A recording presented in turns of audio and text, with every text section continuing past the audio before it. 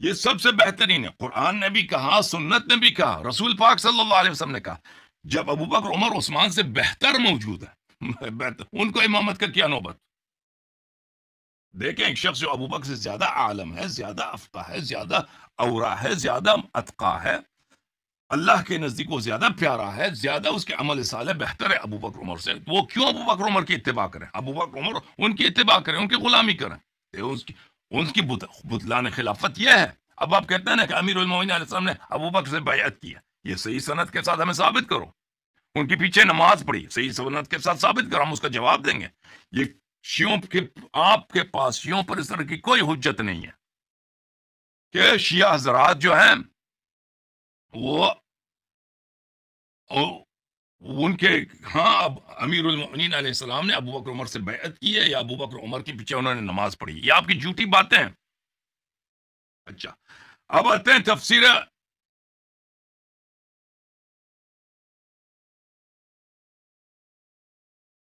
ابن جریر پر، جو آیت میں نے آپ کی خدمت میں پڑھی ہے، تفسیر تبری، شہاب دار ابن الجوزی القاہرہ، اس تفسیر میں ملاحظہ فرمائیے، اسی آیت کے ذیل میں تفسیر القرآن، عفواً، یہ صفحہ نمبر 234 میں، جز نمبر 20 میں،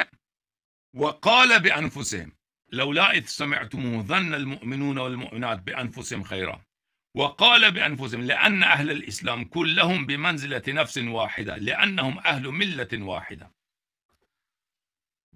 بأنفسهم اس لیے فرمایا قرآن مجید نے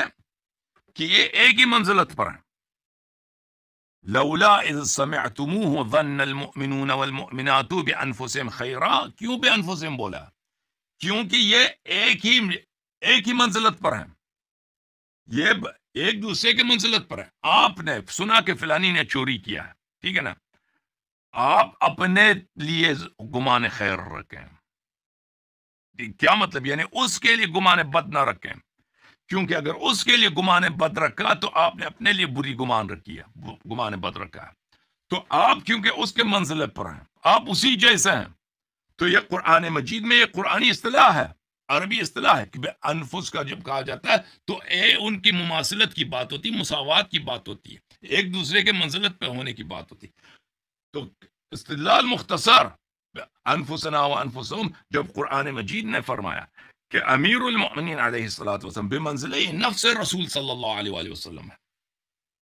تو ان کی افضلیت جو ہے تمام انبیاء مرسلین پہ ثابت ہے، سب انبیاء سے وہ افضل ہے، کیونکہ وہ بمنزلہ نفس رسول صلی اللہ علیہ وآلہ وسلم ہے،